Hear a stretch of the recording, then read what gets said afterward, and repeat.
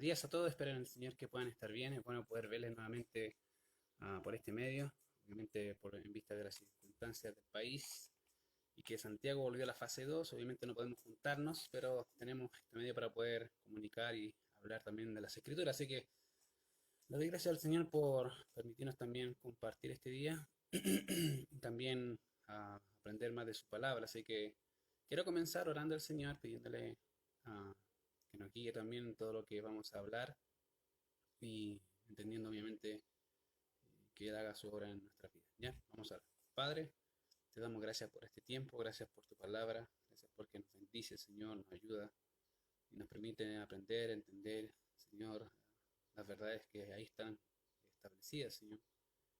Te ruego que seas tú guiando nuestras vidas, Señor, ayudándonos a ser más como Cristo. Y gracias porque sé que para allá nos lleva, Señor. Te ruego eh, que podamos, Señor, glorificarte a ti con nuestras vidas, Señor, y ayúdanos a poder anhelar, Señor, cada día vivir vidas santas, Señor, delante de ti. Gracias por este tiempo y por tu misericordia, Señor. En Cristo Jesús oramos. Amén.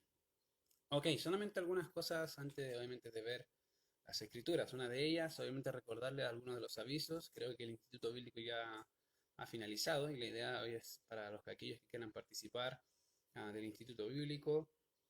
Para el próximo año vamos a estar viendo lo que es hermenéutica y también predicación. Así que la idea es que todos aquellos que quieran aprender a interpretar la Biblia o a predicar, la idea es que puedan estar con nosotros y poder a enseñarles cómo se hace.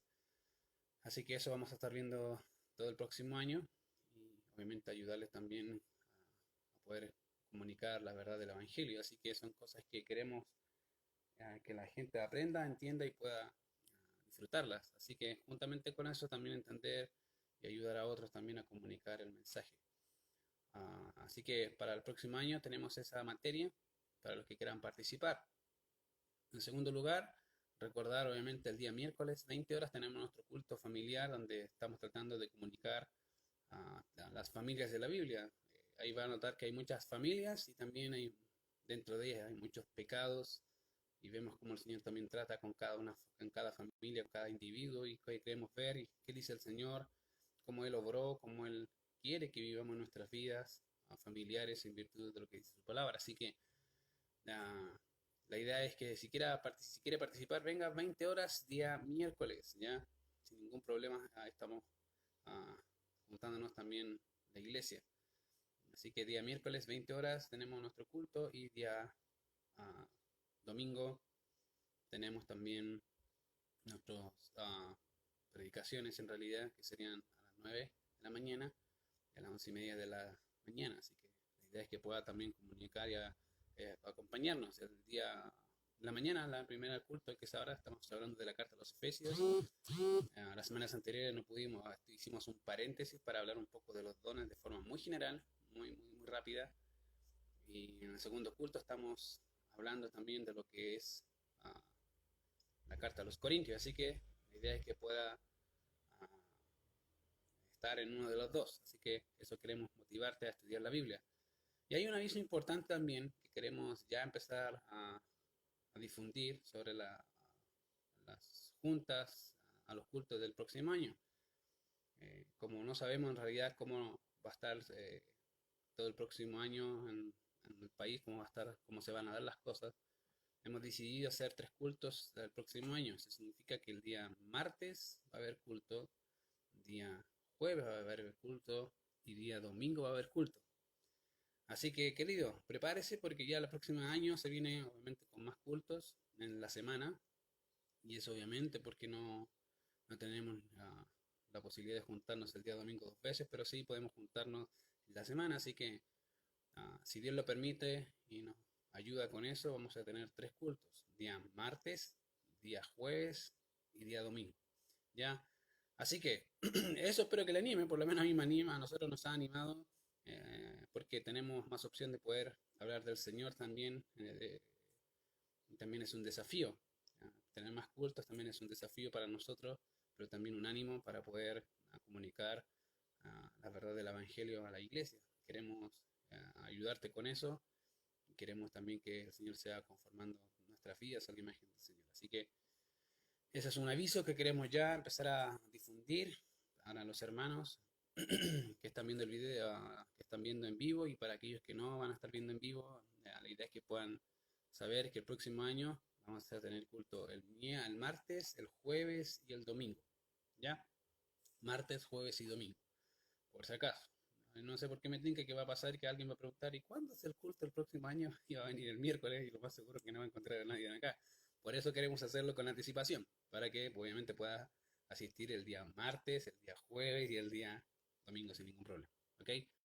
Así que si tienen su Biblia ahí, ah, sin más avisos que decir, bueno, antes de seguir, solamente un aviso más que siempre queremos recordar a la iglesia y a los hermanos en general. Lea, estudie, medite, memorice y aplique la Biblia a su vida, que son cosas importantes. Podemos saber, podemos leer, pero si no aplicamos, querido, es como tener un remedio guardado sin ocuparlo.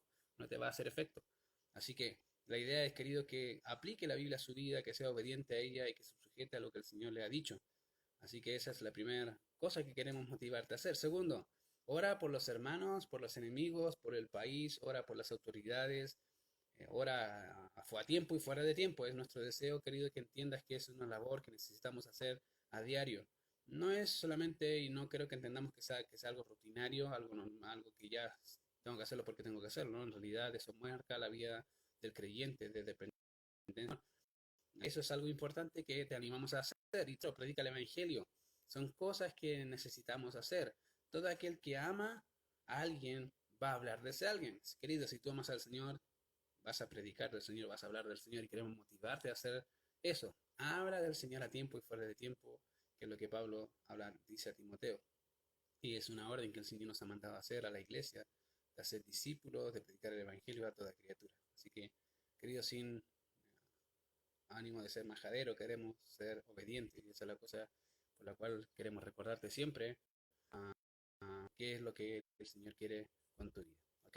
Ahora bien, si tienes su Biblia a mano, Efesios capítulo 4. Efesios capítulo 4, que es lo que hemos tratado de avanzar, y les doy el saludo a cada uno de los que nos están viendo. Así que si tienes su Biblia ahí también, Efesios capítulo 4.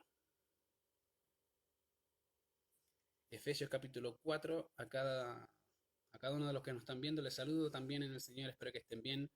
Y si tienes su Biblia ahí, Efesios capítulo 4.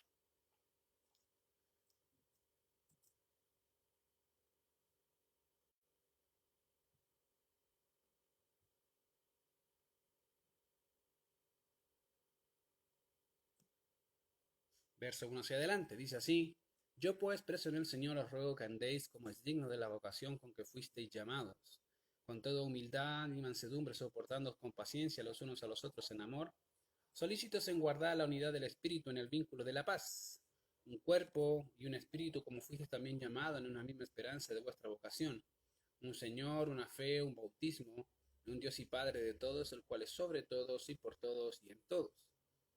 Verso 7. Pero a cada uno de nosotros fue dada la gracia conforme a la medida del don de Cristo, por lo cual dice, subiendo a lo alto, llevó cautiva la cautividad y dio dones a los hombres. ¿Y eso de que subió qué? Sino que también había descendido primero a las partes más bajas de la tierra. El que descendió es el mismo que también subió por encima de todos los cielos para llenarlo todo. Verso 11 del capítulo 4 de Efesios.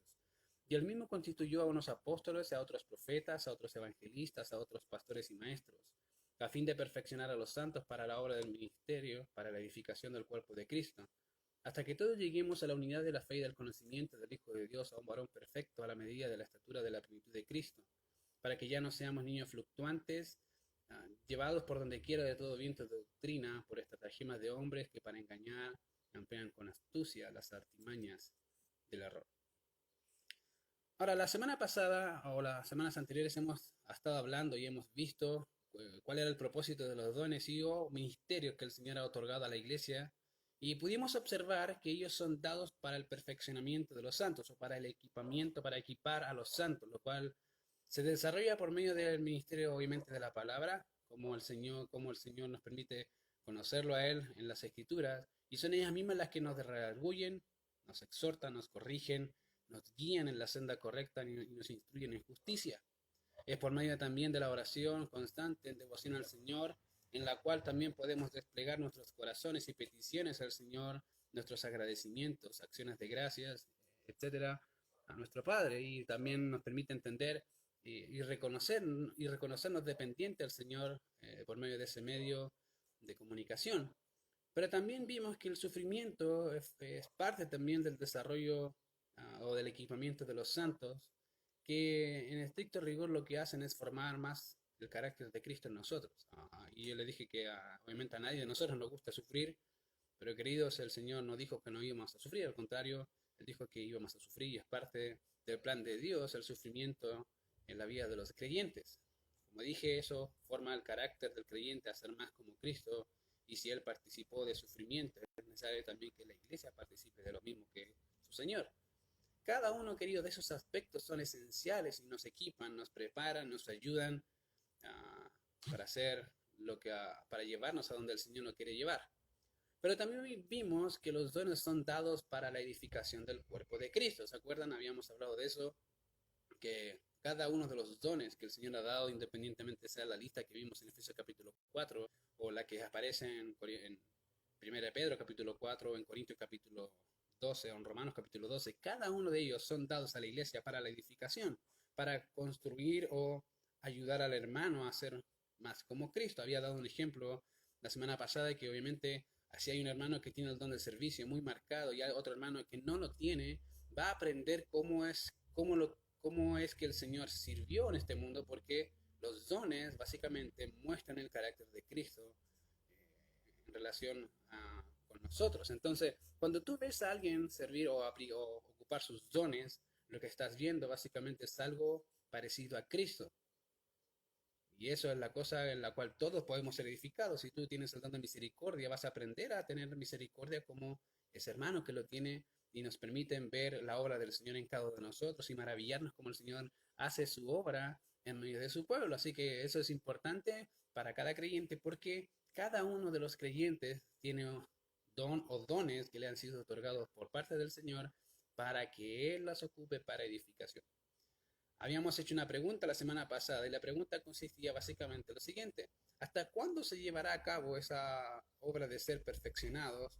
¿O cuál es el propósito del Hijo en dar dones a los hombres y en particular los dones mencionados en nuestro texto? ¿Para qué? ¿Cuál fue el propósito por el cual Dios, el Señor Jesucristo, dio dones a los hombres?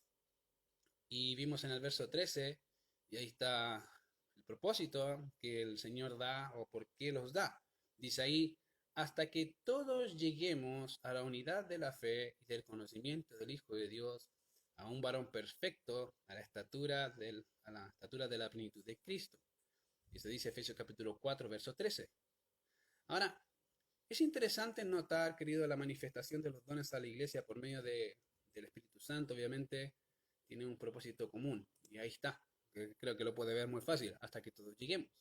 Y esa es la idea básica dominante en lo que Pablo está hablando, y que debemos considerar algunas observaciones para poder entenderla con mejor precisión. En primer lugar, la iglesia está inmersa en esa obra. Y eso es lo que Pablo quiere comunicar. No habla de que solo algunos de la iglesia podrán, sino que todos, y ese todos es, aún mismo Pablo se involucra ahí, hasta que todos nosotros, todos los que estamos dentro de la iglesia, sean apóstoles, sean profetas, sean evangelistas o pastor y maestro, todos seamos o lleguemos a la unidad de la fe y del conocimiento del Hijo de Dios. Y eso es algo que es obviamente interesante. Toda la iglesia debe participar, toda la iglesia debe participar. Y quiero ser enfático, todos, no algunos. En segundo lugar, toda la iglesia avanza a esa obra. Ahora bien, la palabra llegar, o que dice ahí en el texto que dice lleguemos, que aparece ahí, esa palabra aparece 5 veces en el Antiguo Testamento, donde solamente una referencia en ellas es la que aparece en 2 de Reyes capítulo 3 verso 29. Las otras restantes están en el libro de Macabeos, que no tiene nada que ver y no es inspirado. Solamente una vez se menciona en el texto inspirado, mientras que en el Nuevo Testamento aparece 13 veces, y 9 veces es utilizada por Lucas en el libro de los Hechos, y 4 veces es utilizada por el apóstol Pablo. Ahora, el sentido básico de la palabra es bajar a un encuentro, que tiene el sentido de lograr una meta, y esa es la idea. Es por eso que, dependiendo del contexto, puede ser traducida como alcanzar, llegar o arribar, como también uh, puede tener un sentido más particular, básicamente hablando de una condición, y puede ser traducida como lograr o alcanzar. Y es en ese sentido en que el apóstol Pablo nos está hablando aquí. De manera que esta sección puede ser traducida como hasta que todos logremos la unidad o la madurez y la medida de Cristo. Y esa es la idea. La idea para que todos lleguemos es que todos logremos esa unidad, que todos logremos ese fin, y eso se hace de una forma activa. La iglesia, querido, no es un agente pasivo en relación a esta obra. Al contrario, la iglesia es un agente activo en el desarrollo de esa obra y que se va a llevar a cabo en virtud de aquellos que ocupen los dones. Ahora, ¿cómo logramos eso? Ahora bien, en el idioma español existen formas, como les dije, básicamente en que comunicamos ideas. Ya una de ellas, básicamente, tiene que ver con la función de los verbos. Un ejemplo de eso es lo siguiente. No es lo mismo decir el presidente habló un largo discurso que decir un largo discurso habló el presidente. Son dos cosas diferentes. La primera oración habla de que es el mismo presidente quien hizo el largo discurso y el énfasis está en eso, mientras que la otra, básicamente, está hablando de que eh, básicamente en que el discurso fue largo, no en quien lo emitió. ¿Se fija? Esa básicamente es una pequeña diferencia que en realidad nosotros hablamos bastante de esa forma. Es como lo que habla, si puedo decirlo de alguna forma, Yoda en Star Wars, que siempre habla de una forma media rara y se habla raro él, ¿sí? Porque básicamente habla de una forma pasiva, que se le llama uh, en el idioma español. Ahora, la Biblia, acá en este texto, no habla de una forma pasiva, no es que estamos tranquilos, quietos, esperando que el Señor haga la obra en nosotros. No, al contrario, también sabemos que el Señor hace la obra en nosotros, pero Él quiere que la iglesia se forme parte activa de ese obrar en la comunidad que somos. Y por lo tanto es responsabilidad de la iglesia en que lleguemos o logremos la unidad, la madurez y la medida de Cristo. Es tu responsabilidad que eso se lleve a cabo. Ahora la pregunta es, ¿cómo logramos eso? Y eso es algo interesante. Ya sabes que es tu responsabilidad que logremos juntos esa unidad. Y, y la pregunta es, ¿cómo logro la unidad? ¿Cómo logro la madurez? Bueno, cuando vemos los versos anteriores, notaremos que básicamente que la manera que el Señor nos ha dado para que podamos mantener la unidad, la madurez, a la medida del don de Cristo, fue el hecho de que haya repartido dones a los hombres. Cada integrante de la iglesia de Cristo es responsable ante el Señor de llevar a cabo esa labor. Tú, si eres hijo de Dios, eres responsable de los dones que el Señor te dio. Yo no puedo ser responsable de tus dones porque son tuyos, no son míos. Yo puedo ser responsable de los míos y debo hacer la labor que el Señor me ha dado de una forma eficaz.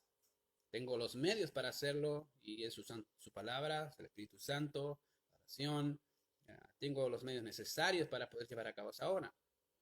Y tú también, creo que no somos diferentes. Tú tienes la oración, el Espíritu Santo, tienes la palabra para saber cómo desempeñar los roles o los dones que el Señor te ha dado y te ha otorgado. La pregunta es, ¿por qué la iglesia no lo hace? Y habíamos visto que probablemente sea por temas de ignorancia o porque no sabe o porque no quiere. Y por eso quise hacer un pequeño paréntesis en el transcurso de este estudio de capítulo 4 de Efesios para poder explicar de forma general cuáles son los dones. Porque a veces he notado que la iglesia no tiene idea qué dones hay, qué dones existen, qué dones están vigentes o operativos o inoperantes.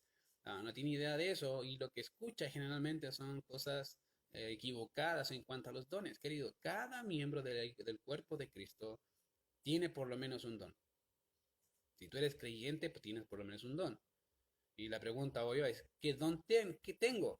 Bueno, te invito a escuchar las otras predicaciones, porque por tema de tiempo no voy a poder explicarte todos los dones, pero escucha las predicaciones anteriores y vas a notar, básicamente en forma general, los dones que hay. Y después de escucharlo, la cosa que tienes que hacer es ponerlo en práctica. No de nada te sirve escuchar si no haces.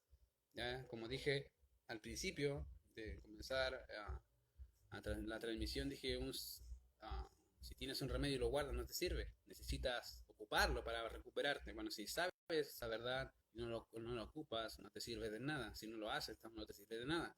Necesitas ser obediente al Señor en lo que el Señor te ha dado.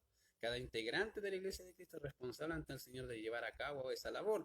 Ahora, la edificación de la iglesia comienza cuando la iglesia entiende y aplica el propósito doble que el mismo apóstol Pablo menciona en nuestro texto. Esto es básicamente unidad de la fe y del conocimiento, y sin eso es imposible el desarrollo de una vida espiritual sana. Si no hay unidad y si no hay conocimiento, es imposible el desarrollo de una vida espiritual sana y por ende de un desarrollo hacia la madurez. Es imposible, no se puede lograr.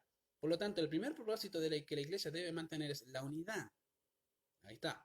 Y la unidad en dos sentidos. Y Pablo dice ahí, la unidad de la fe y la unidad del conocimiento del Hijo de Dios. Ahora bien, cuando vemos el verso 3 del capítulo 4 de Efesios, Pablo habla de mantener la unidad en el vínculo de la paz. De hecho, el mismo versículo 5 dice, Pablo habla de un Padre, un Dios, un Padre, un Señor, una fe, un bautismo. Habla de la unidad, de manera que la unidad es básicamente la fe es necesaria para el desarrollo sano, creciente y eficaz de una iglesia.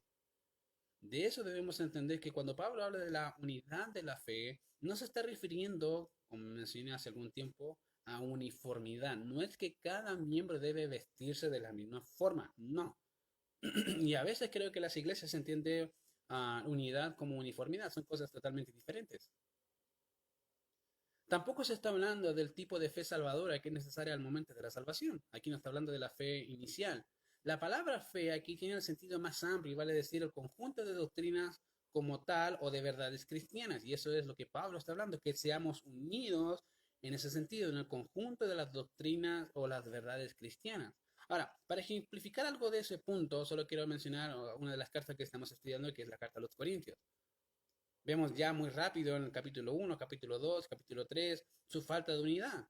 Y su falta de unidad está ligada básicamente a la carencia o la ignorancia de las verdades espirituales que Pablo hace en referencia una y otra vez en el transcurso de la carta. Querido, a veces la ignorancia va a ser que haya falta de unidad. Eso es producto de la ignorancia, como dije, doctrinal o de la inmadurez espiritual. Por tanto, querido, la unidad del creyente es y debe ser construida sobre el fundamento de la verdad bíblica creída y abrazada por todos los creyentes. Si tú no crees eso, es imposible que crezcas. Si no hay unidad en lo que creemos, entonces vamos a tener serios conflictos. Y ahí es donde empieza el problema, unidad en lo que creemos. De hecho, estaba leyendo a John MacArthur y bien habla cuando aplica eso a la iglesia diciendo, y lo cito a él por lo que, hablando de este tema de la unidad y de la verdad, dice él, y cito, la verdad de Dios no está fragmentada ni dividida contra sí. Y cuando su pueblo se fragmenta y divide, eso significa que en ese mismo grado se han apartado de su verdad, se han separado de la fe, de un conocimiento y entendimiento correctos. Solo una iglesia equipada y perfeccionada, con base en la enseñanza bíblica, que sirve con fidelidad en el ministerio y es madura en su vida espiritual, puede aspirar a que todos lleguemos a la unidad de la fe. Cualquier otra unidad ocurre solo a un nivel humano y no solo estará aparte de la verdadera unidad de la fe, sino que será un estorbo para ella y una fuente de conflicto constante. Nunca puede haber unidad en la iglesia aparte de la integridad doctrinal. Querido, y eso en realidad pasa. Hoy más que nunca, las iglesias se dividen por temas de doctrina, temas de conocimiento. Y es algo interesante porque dice, pero ¿cómo? Sí, en realidad sí. Porque a veces las doctrinas fundamentales son atacadas, o las verdades fundamentales del cristianismo son atacadas, o porque a veces las doctrinas que no son fundamentales tenemos ciertas diferencias y decimos, no, por esa pequeña diferencia me voy. Querido, a veces no entendemos eso y a veces y eso produce serios conflictos internos en una iglesia. Querido, solo una iglesia equipada y perfeccionada de compás en la enseñanza bíblica que sirve con fidelidad en el ministerio y es madura en su vida espiritual puede aspirar a que todos lleguemos a la unidad de la fe. Y es un serio problema. A veces he escuchado hermanos que dicen cosas que no están en la Biblia, como si fuesen de la Biblia. Y lo dicen con autoridad, querido. No porque lo digas con autoridad y que parezca bíblico, significa que es bíblico. En serio, es un serio problema. A veces pensamos que todo lo que decimos, todo lo que pensamos es bíblico y hay que ver qué dice la Biblia para saber si lo es. Y la unidad está construida sobre la base de las escrituras, no sobre sentimientos, ni percepciones, ni opiniones, sino sobre las escrituras. En segundo lugar, o el segundo propósito querido mencionado por el apóstol Pablo es la unidad en el conocimiento del Hijo de Dios. Ahora, la palabra aquí para conocimiento implica un conocimiento objetivo, correcto y exacto acerca de las cosas de Dios y de su Hijo Jesucristo en particular. Si bien Pedro habla de que este conocimiento fue el medio de aquel que nos llamó, dándonos así todas las cosas que pertenecen a la vida y a la piedad, ese conocimiento nos permite comprender más acerca de Cristo. Pablo dice, de hecho, en Filipenses capítulo 3, que todas las cosas que en su vida pasada y que para él era una fuente de ganancia, él dice, las he estimado como pérdida por amor de Cristo, y ciertamente aún estimo todas las cosas como pérdida por la excelencia del conocimiento de Cristo Jesús, mi Señor, por amor del cual lo he perdido todo y lo tengo por basura para ganar a Cristo. Querido, lo que motivaba en el corazón del apóstol Pablo era conocer más, conocer más, conocer más de quién es el Señor. Y todas las otras cosas para él no eran basura. Todo lo que él era, su judaísmo, su fariseísmo en realidad, más correctamente, era basura, era estiércol. Y esa es la traducción literal, basura es estiércol. Para él no servía para nada en relación a conocer más a su Señor. El conocer de y a Cristo no es un proceso de solamente entender ciertas verdades pequeñitas de las Escrituras. No es eso. No es solamente eso. No tiene que ver únicamente con ciertas verdades, sino con un conocer profundo acerca de quién es Jesucristo. Eso sí. Aunque no sé específicamente si eso será de ánimo, o lo que voy a decir va a ser de ánimo para ti, querido, es un proceso que dura toda la vida.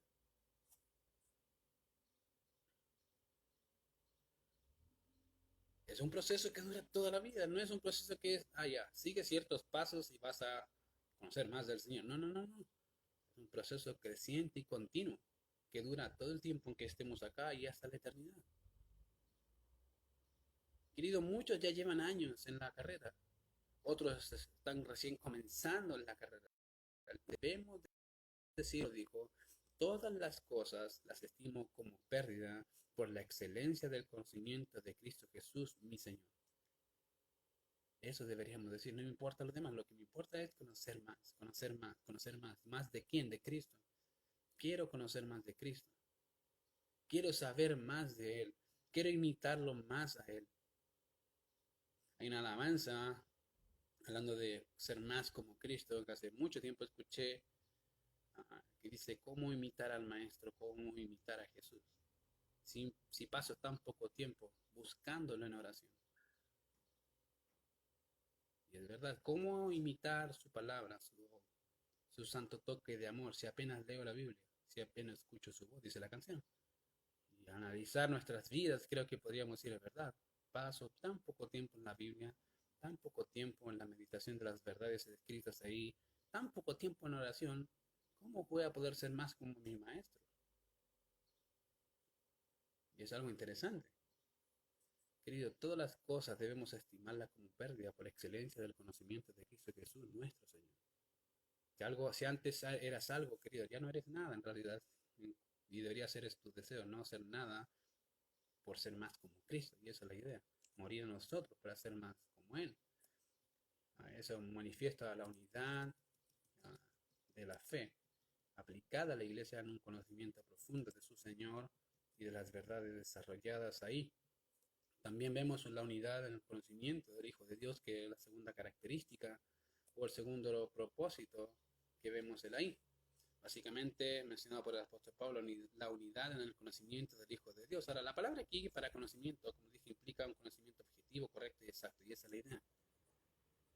Ahora, si no lo tiene, la idea es que podamos ir avanzando en eso.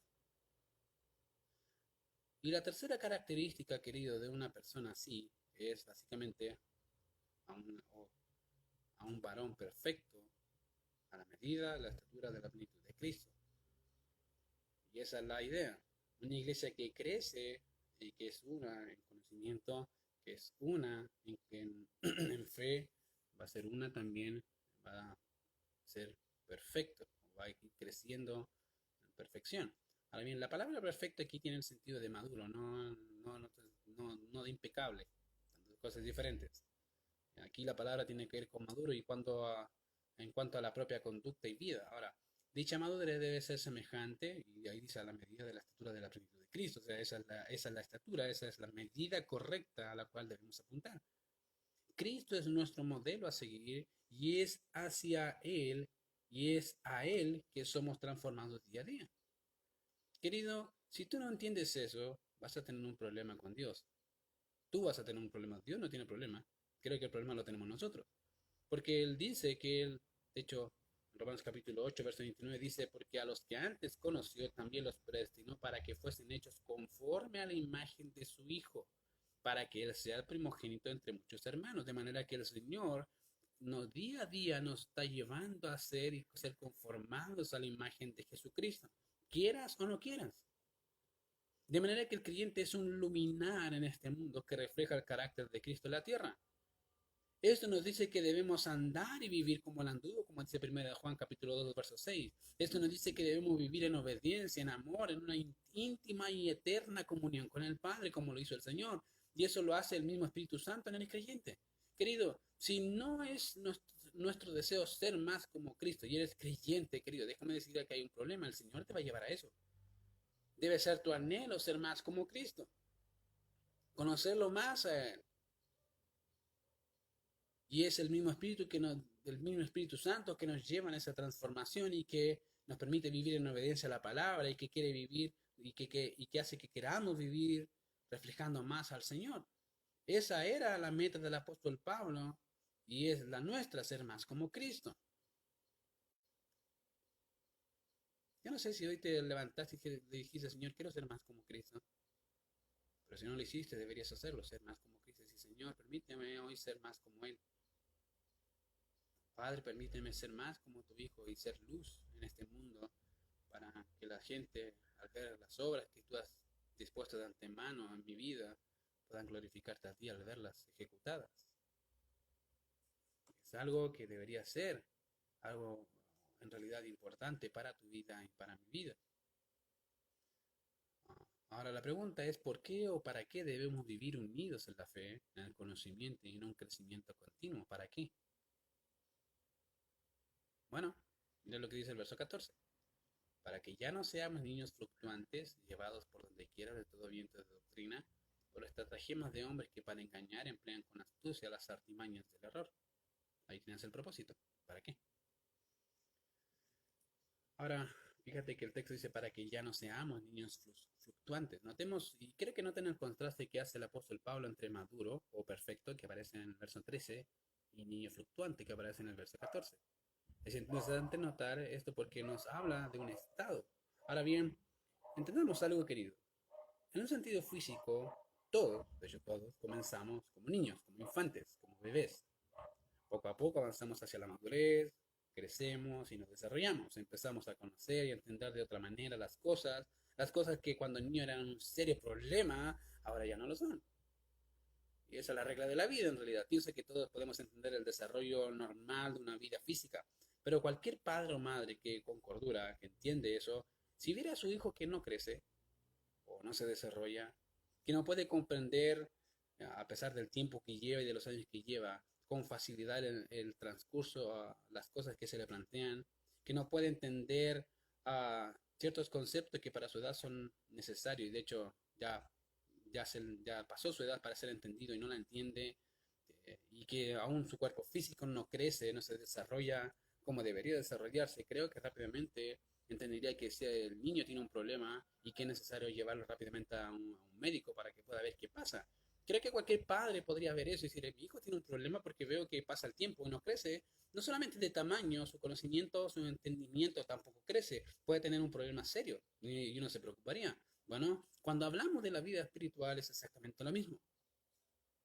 Querido Juan habla de los niveles de crecimiento en Juan capítulo 2, capítulo verso 12 al 14.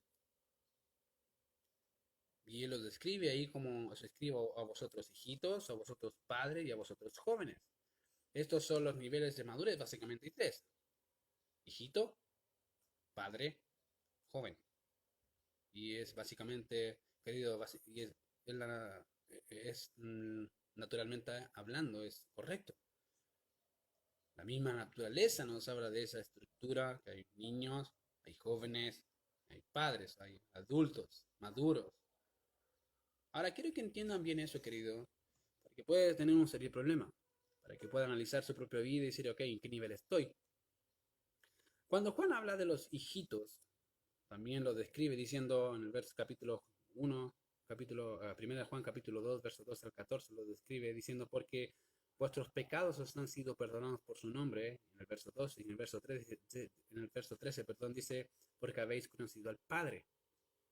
Ahora, la primera vez que habla de hijitos en Juan capítulo 12, se está refiriendo de una forma muy paternal, como lo ha hecho durante toda la carta de primera de Juan a cada miembro de la familia de Dios, sin distinción de madurez. Él dice, todos los hijos de Dios, todos son, todos los que han nacido de nuevo, es decir, todos los creyentes, dice, nuestros pecados han sido perdonados por el nombre de Cristo. Todos y cada uno de nuestros pecados han sido pagados en la cruz del Calvario, una vez y para siempre. Ya no hay deuda, ya no hay nada que hacer, porque Él ya pagó toda nuestra deuda, toda nuestra sentencia fue cargada sobre Él y nosotros somos libres por Cristo y siervos para Dios. Esa es nuestra seguridad y básicamente tiene que ver con la eficacia de la obra de Cristo en la cruz. Pero cuando habla de hijitos en el verso 13, si lo tienen ahí en sus Biblias, de hecho Juan capítulo 1, perdón, primera de Juan capítulo 2, verso 13, dice hijitos. Y cuando habla de hijitos en el verso 13 es una palabra diferente que aparece en el verso 12. La palabra en el verso 13 básicamente habla de niños pequeños, los que están bajo instrucción paternal, es la idea. Son, no solamente no está hablando de una forma paternal como lo hace en el 12, sino que ahora los está describiendo que básicamente describiendo un nivel, que son niños pequeños, infantes.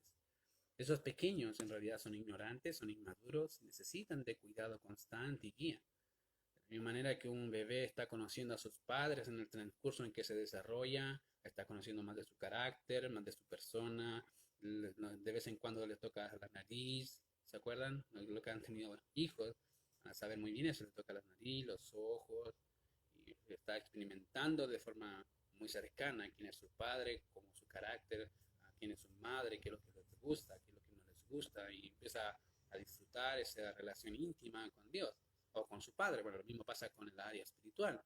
Está recién conociendo a su padre, está básicamente se consume su vida en esa nueva relación que adquiere por Jesucristo hacia su Padre, quiere conocerlo un poco más, quiere disfrutar un poco más, y es el distintivo de un bebé espiritual. Básicamente es muy emotivo, pero eso no significa que deja de ser un bebé. Está conociendo a su papá. Bueno, ese es el primer grado de la vida cristiana, está conociendo a su padre. El segundo nivel que se menciona ahí en la Biblia, vas a anotarlo, en, que habla de los, o sea, podría ser en el orden escritural que dice padre, pero creo ah, y vamos a ver ahí. Dice, hablando de los padres espirituales, lo describe porque conocéis al que es desde el principio, y que aparece en el verso 13, y en el verso 14 lo describe de la misma forma, porque habéis conocido al que es desde el principio. Esa es la idea. Ahora, en esa etapa de padre espiritual nos comunica el grado de intimidad y conocimiento profundo de las verdades ya entendidas y aplicadas. Eso hace de los padres espirituales lo que son. Entienden que Dios es la fuente de la verdad y la entienden muy bien y comprenden que el verdadero gozo nace de un conocimiento profundo de las verdades meditadas y aplicadas. Eso hace que sus vidas tomen un vuelco completo, ya que solo ahora esa relación es mucho más plena, mucho más rica, porque está totalmente informada por la doctrina bíblica y está vinculada a ella de una forma inherente. La persona que es padre espiritual no solamente uh, no solamente dice, entiende la verdad a profundidad, sino que se deleita en ella, la medita constantemente, le es fácil poder comprenderla, entenderla, aplicarla, vivirla, porque ya lo hace. Eh, y eso es algo que pasa en la vida de un padre espiritual. Ahora él forma a otros, para que vaya creciendo de un niño a un, a un joven y después a padre. El padre ya tiene la experiencia, tiene el conocimiento apropiado y ahora se deleita en la meditación y la profundización de los conceptos mencionados en la Biblia. También vemos en la Biblia que dice que habla a los jóvenes, dice, os escribo a vosotros jóvenes. En el verso 13 dice, porque habéis vencido al maligno. Y de hecho en el verso 14 dice, os he escrito a vosotros jóvenes, porque sois fuertes y la palabra de Dios permanece en vosotros y habéis vencido al maligno. Ahora, si notamos esta segunda etapa de crecimiento, veremos un fuerte énfasis en el conocimiento de la verdad bíblica. A diferencia de los niños espirituales que se enfocan en la devoción a Dios, el joven espiritual se enfoca en la claridad de la doctrina. Fíjense, el niño espiritual se enfoca en la devoción. Ese es su fuerte. Pero el joven espiritual se enfoca en la claridad y en la precisión doctrinal. Ese es su anhelo y fortaleza. Ellos se caracterizan por una comprensión de la verdad bíblica, poseen una cosmovisión bíblica, entienden la teología, entienden los conceptos, son más perspicaces en el desarrollo de las ideas, pueden defender la verdad bíblica, son fuertes, tienen un fuerte deseo de proclamarla también juntamente con defenderla. Y debido a que la palabra permanece en ellos, son fuertes en las verdades doctrinales y por ende han vencido al maligno porque entienden la verdad bíblica, la aplican la verdad bíblica y son tenaces en eso. Ya que son las ideas, y fíjense, generalmente el diablo ataca con ideas, ya que son las ideas propuestas por el diablo las que dan cabida en la mente de un infante, pero no para aquellos que han pasado de un nivel a otro. De manera que el infante se preocupa de la devoción, pero el joven se preocupa de la doctrina. Quiere trazar bien la palabra de verdad, quiere difundirla, quiere confrontar el pecado, quiere decir, Satanás está introduciendo algo en la iglesia y no tiene problemas con eso porque lo identifica muy bien. ¿Por qué? Porque ya ha visto, ha entendido la doctrina.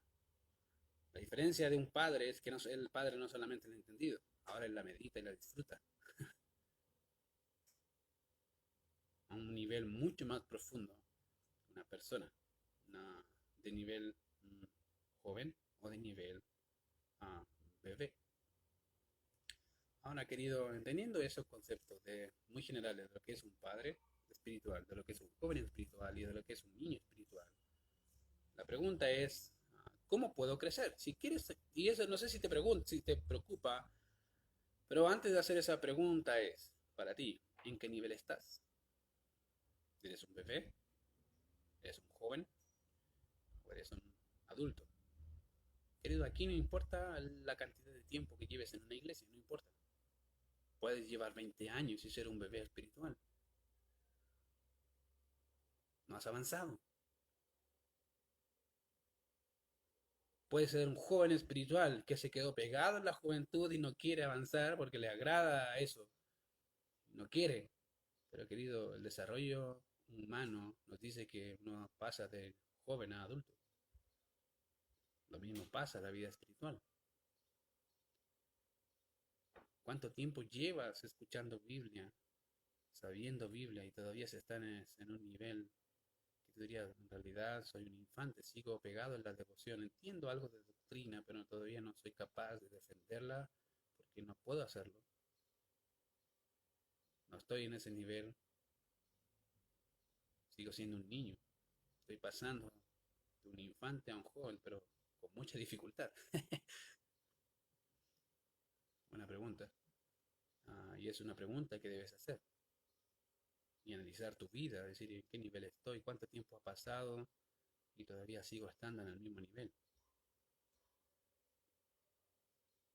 Cuando hablo de doctrina, querido, de profundizar la doctrina, es en realidad eso, profundizar lo que se te dice. A veces gente dice, no, que ya lo sé, pero ni siquiera ha profundizado el concepto, no tiene idea. Pues se le enseñó y se quedó con lo que le enseñó, pero él no ha sido capaz o ella no ha sido capaz de poder meterse en el tema y decir, ok, Dios dice eso, Dios dice eso, y si en realidad a veces puede haber problemas de interpretación muy claros ahí. ¿Por qué? Porque obviamente se dedicó a entender las verdades bíblicas ahí, pero entenderlas sin estudiarlas también es un serio problema porque no te permite defenderlas. Pues sigo pensando, ¿en qué nivel estás? ¿En qué nivel estoy yo? Y si te preocupa eso, otra pregunta importante es, ¿cómo puedo crecer? Querido, la única manera, y voy a ser enfático, la única manera de crecer espiritualmente es por medio de la aplicación sincera en obediencia a Dios de su palabra en nuestras vidas, en tu vida y por medio de un conocimiento más exhaustivo de quién es Dios. Eso nos llevará a ser más como Cristo. Querido, la única forma en que puedes crecer espiritualmente es por medio de una aplicación sincera en obediencia a la palabra de Dios y básicamente un conocimiento aún más profundo de quién es Dios. Si no hay eso, querido, es imposible crecer. Si no entiendes que lo que sabes debes aplicarlo y que lo que sabes necesitas profundizarlo, querido, es imposible crecer. Es imposible crecer. A veces los que estudian la Biblia pueden pensar, es que ya lo sé, pero la pregunta es, ¿sabes en realidad como debes saberlo, como dijo el apóstol Pablo? En realidad sabes superficialmente, no en realidad como debe ser. O aquellos que ya llevan tiempo, ¿sabes en realidad lo que dice la Biblia o fue algo que se te enseñó y no lo has profundizado? Si entras en un debate por ese tema, ¿podrías defenderlo con precisión? ¿O en realidad te darías cuenta de que lo que se te enseñó fuera es solamente un dogma enseñado pero no profundizado y que no tiene base bíblica? Son cosas importantes que debemos estudiar y analizar de nuestras vidas. ¿En qué nivel estoy? Y si estoy en un nivel que por el tiempo no debería llevar, pregúntate, ¿por qué no he podido crecer? Y lo más seguro es porque no has aplicado la verdad bíblica o no la has profundizado. Querido, cuando vemos Efesios capítulo 4, versos 3 y 14, podemos ver que la voluntad de Dios es que seamos semejantes a Cristo. Y dicha semejanza se alcanza por el grado de madurez que tenemos en virtud de la obediencia y del conocimiento y de la devoción hacia el Señor. Es la única forma. Esa es la única forma en que el Señor ha propuesto, ha dado eso. Ahora, déjame decirte algo antes de seguir con el texto. Y es lo siguiente. No es la voluntad de Dios que usted se quede como un niño espiritual. Vuelvo a decirlo. No es la voluntad de Dios que usted se quede como un niño espiritual. No es lo que Dios quiere para ti. Si tú te resignaste por querer ser un niño espiritual, no es lo que Dios quiere para ti. Fíjate que el mismo texto lo dice. Si ves Efesios capítulo 4, vas a notarlo ahí, que no es la voluntad de Dios. ¿Cómo lo sé? Bueno, fíjate ahí, para que ya no seamos niños, para que ya no seamos niños fluctuantes. Querido, no es la voluntad de Dios que seamos siempre niños fluctuantes. A veces creo que los creyentes tienen serios problemas porque hay algunos que quieren ser siempre niños. Y se excusan, es que pasa esto, es que pasa esto. Querido, no es la voluntad de Dios que tú te quedes ahí. La voluntad de Dios es que tú seas más y más y más como Cristo. Que puedas ser maduro en tu forma de pensar, maduro en tu forma de actuar, maduro en tu forma de cómo entender las verdades bíblicas, que seas maduro en eso. Eso es lo que Dios quiere. Ese era el deseo del apóstol Pablo, de conocer más de su Señor, y para hacerlo tenía que profundizar la Biblia, tenía que estudiar las Escrituras y también tenía que conocer más de su Señor. Sin eso es imposible. Querido, si tú quieres quedarte en un estado de niñez espiritual, tienes serios problemas. Y el mayor de todo es que se llama pecado. Y eso ofende al Señor. Puedes poner la excusa que seas, pero muchas de esas excusas generalmente son pecado. Te sientes cómodo estando en la condición que estás. Disfrutas de las experiencias, Disfrutas de hacer lo que haces, pero no disfrutas de conocer más de Cristo, no quieres ser más como Él. Pablo dice en realidad que todo lo que el Señor nos ha dado, los dones son para la edificación del cuerpo de Cristo, para que todos lleguemos a la unidad de la fe y del conocimiento del Hijo de Dios, a un varón perfecto, maduro, conforme a la estatura de la plenitud de Cristo, para que ya no seamos niños fluctuantes, querido. Y eso es lo que el Señor no quiere. Llevados por donde quiera de todo viento de doctrina. Que cualquier cosa que se diga, doctrinalmente hablando, no podamos defenderlo. No podamos decir eso, no dice la Biblia. Que no podamos decir eso está mal porque es pecado. Y dice ahí por estratagema de hombres que para engañar emplean con astucia las artimañas del error. Querida, hay mucha gente hoy en día diciendo cosas que no están en la Biblia. Y lo dicen como si fuesen bíblicas. Ese es el problema. Son tan parecidos a Satanás el diablo, citando la Biblia. El problema es que la iglesia ha dejado de crecer, o muchos de los hermanos y de la iglesia en sí ha dejado de crecer, se ha quedado como un niño espiritual, pensando que eso es lo que el Señor quiere, querido. Eso no es lo que Dios quiere para ti. Dios quiere, no quiere que seas llevado por cualquier viento de doctrina. Dios no quiere que seas llevado, o seas engañado por el error de las mentiras del diablo. Al contrario, Dios quiere en realidad que puedas entender la verdad, abrazar la verdad, disfrutar la verdad, deleitarte en la verdad, porque esa es lo que Dios quiere. Mira el verso 15, sino que siguiendo la verdad en amor, que dice, siguiendo la verdad en amor, crezcamos en todo en aquel que es la cabeza, esto es Cristo. Y eso es. Querido, eso es lo que Dios quiere. Crezcamos en todo. No en las partes que te acomodan, ni en las partes más fáciles. Porque hay cosas que a veces te van a dar terror. Si eres un hombre como yo, vas a pensar en la soberanía de Dios y decir, wow, y uno se deleita en la soberanía de Dios, sin duda. Pero si lo ves debajo del sol, sin considerar los otros atributos de Dios, que es su bondad, su misericordia, tú podrías pensar, si Dios es soberano, puede hacer conmigo lo que quiera, incluso quitarme la vida y sigue siendo Dios. ¿Sí? ¿Puede permitir una prueba como la de Job? Sí.